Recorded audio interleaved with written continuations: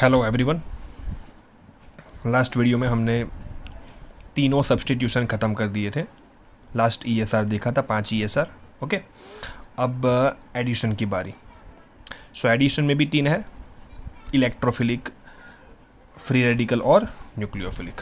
सो पहला और बहुत इंपॉर्टेंट स्टार्ट करते हैं, ठीक है, ये बहुत काम का है। सो ध्यान से, इलेक्ट्रोफिलिक एडिशन, जिसको हम बोलेंगे EA या EAR, that is electrophilic addition reaction. पहले ही वीडियो में बात हो चुकी है कि कौन देता है, अल्किन्स और अल्काइंस। ओके, क्योंकि इलेक्ट्रॉन रीच होता है और उनको स्टेबल होने की ज़रूरत होती है, सो हो जाएगा इलेक्ट्रोफिलिक एडिशन।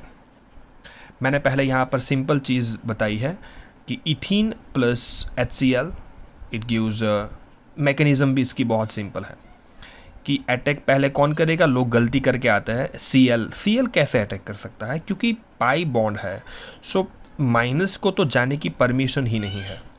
सो H प्लस जाएगा, सो इंटरमीडिएट बनेगा कार्बोकैटायन। मैंने इसलिए हाईलाइट किया है बिकॉज ये सवाल पूछा गया है कि अल्किन के ऊपर इसका अटैक हुआ तो इंटरमीडिएट क्या बनेगा। बड़ा सिंपल है, देखो अटैक कर रहा है प्लस, तो इंटरमीडिएट पॉजिटिव चार्ज वाला ही कुछ ना कुछ बनेगा। यहाँ पर H प्लस ने अटैक किया तो कार्बन ने प्लस चार्ज एक्वायर किया, क्योंकि मानो कि यहाँ ऐसे टूटा तो यहाँ माइनस यहाँ प्लस, तो H प्लस जाएगा C माइनस के पास, CH3 और यहाँ पर CH2 प्लस। तो सिंपल है, इंटरमीडिएट बनेगा कार्बोकैटायन और Cl माइनस जाएगा ये प्लस के पास, सो बन गया ethyl chloride. I hope it's very simple, ठीक है, यही मैकेनिज्म है इसकी। अब मान लो कि हमारे पास जो अल्किन है वो एसिमेट्रिक है।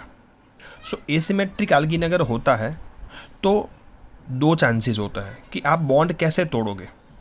तो मानो H प्लस ने अटैक किया यहाँ पर, तो देर आर 2 चांसेस कि बॉन्ड या तो ऐसे टूटे, जिसको मैं A तरीका बोलता हूँ, या तो ऐसे टूटे जो B तरीका है। सो अगर ऐसे टूटा तो यहाँ माइनस चार्ज आएगा।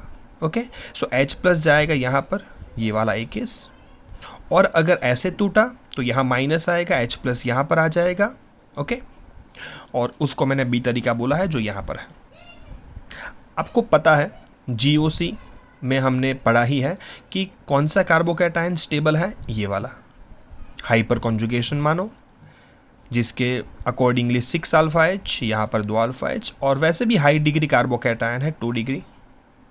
यहाँ पर लिख देता हूँ मैं, this is 2 degree carbocation, this is 1 degree carbocation, so it seems more stable, ठीक है। सो ये ज़्यादा परसेंटेज में बनेगा।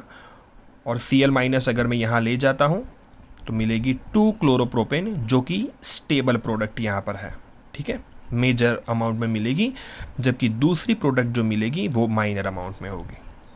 इसको टेक्स्ट बुक में मार्कोनिकॉफ रूल के अकॉर्डिंगली भी बोला जाता है कि भाई जब एसिमेट्रिक अल्किन के ऊपर अटैक होता है हेलो एसिड का या किसी का भी, तो जो मोर नेगेटिव पार्ट है, मतलब Cl यहाँ पर, वो अल्किन के वो कार्बन के पास जाएगा जिसके पास कम हाइड्रोजन है।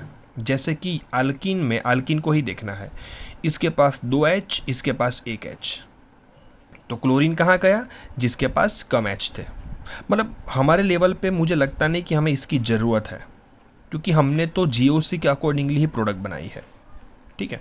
मानो कि अगर सवाल ऐसा पूछा जाए कि अल्किन एसिमेट्रिक है, लेकिन यहाँ पर एक बहुत strong electron withdrawing group present है, CX3, यहाँ CCl3, NO2 भी हो सकता है, फ्लोरीन भी हो सकता है, और HBr का अटैक है। तो जो बंदे सिर्फ मार्कोनिकॉफ रूल के अकॉर्डिंगली लिखना चाहते हैं, वो तो कम H को देखकर Br को यहाँ रख देंगे, लेकिन जो GOC के बेस के ऊपर काम करता है वो 2 कार्बोकैटायन पहले बनाएगा। और आपको बता दूं कि यहाँ पर ये कार्बोकैटायन ज़्यादा स्टेबल है प्राइमरी, ना कि सेकेंडरी, क्योंकि इलेक्ट्रॉन विड्रॉइंग ग्रुप के बाजू में कार्बोकैटायन स्टेबल नहीं होता है, भले हाई डिग्री हो, क्योंकि विड्रॉइंग ग्रुप कार्बोकैटायन की स्टेबिलिटी कम करेंगे, क्योंकि इलेक्ट्रॉन खींचेंगे। ये समझ में आया? तो ये ध्यान में रहना चाहिए। तो हमें GOC के अकॉर्डिंगली जाना है, ना कि रूल के अकॉर्डिंगली। सो यहाँ पर ये मिलेगा हमारा मेजर प्रोडक्ट। समझ में आ गया?